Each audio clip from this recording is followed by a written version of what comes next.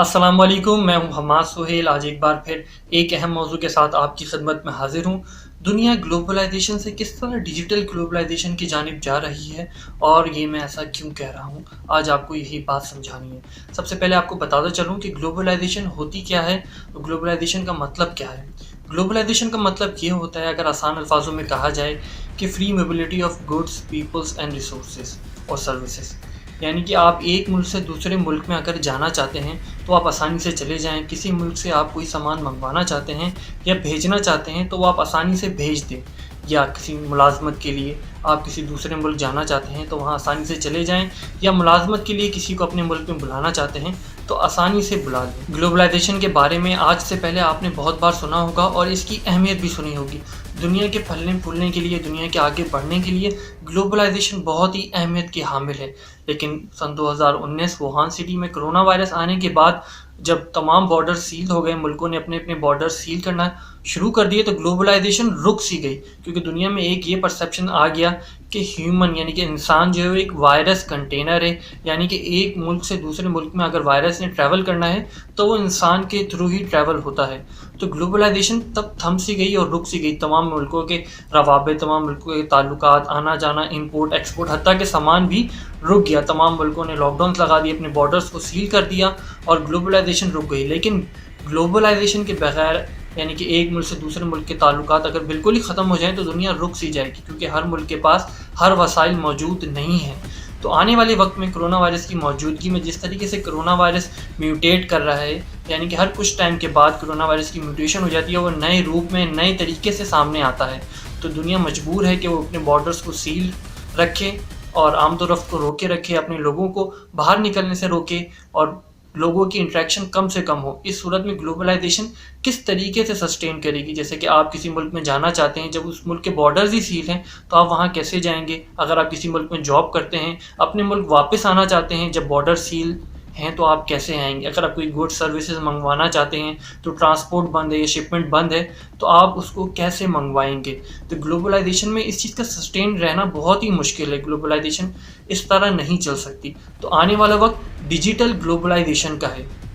जी हाँ, digital globalisation. आज से पहले आपने शायद डिजिटल ग्लोबलाइजेशन का लफ्ज़ नहीं सुना होगा। मैं ये बात क्यों कह रहा हूँ और आपकी तवज्जो इस जानिब क्यों दिलवाना चाह रहा हूँ, यही आज का मेरा सबसे अहम मौजू है। उम्मीद करता हूँ कि आप मेरी बात समझेंगे।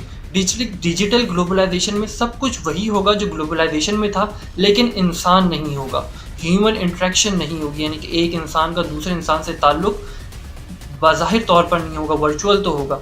जैसे कि अगर मैं आपको समझाना चाहूँ कि आप किसी दूसरे मुल्क की यूनिवर्सिटी में पढ़ना चाहते हैं या अपने किसी शहर की भी यूनिवर्सिटी में पढ़ना चाहते हैं, तो आप वहाँ जाकर नहीं पढ़ सकते, आपको ऑनलाइन पढ़ना होगा। आप एक दूसरे से मिलेंगे तो, लेकिन वो वर्चुअल इंटरेक्शन होगी, सोशल इंटरेक्शन नहीं होगी। क्योंकि ये खौफ इंसान को है कि इंसान एक वायरस कंटेनर है और एक इंसान से ही दूसरे इंसान को वायरस लग सकता है, ख़्वाह वो किसी भी किस्म का हो।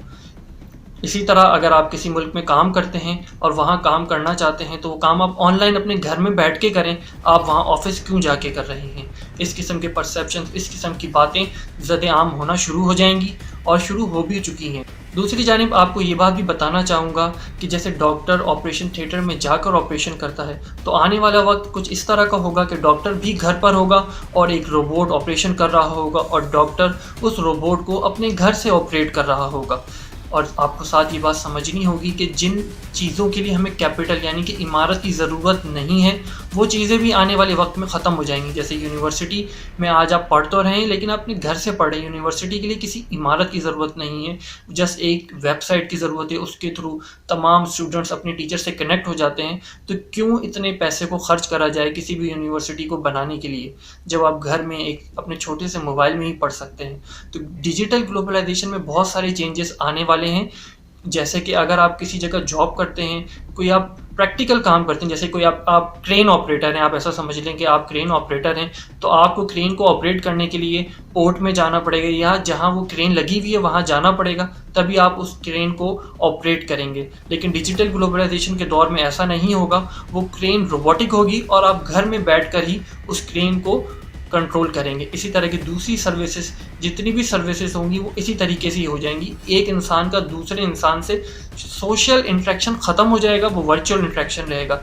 اس دور میں اگر ایسا ہو گیا تو اس سے پہلے کہ ہماری کیا تیاری ہے، ہم نے اپنے آپ کو کن کن چیزوں کے لیے تیار کرا ہوا ہے، اور اگر ایسا ہو جائے تو ہم نے پہلے سے کیا کیا اقدامات کیے ہوئے ہیں، کیا ہماری عادتیں اس طرح کی ہیں کہ ہم اس چیز کو ایکسیپٹ کر سکیں۔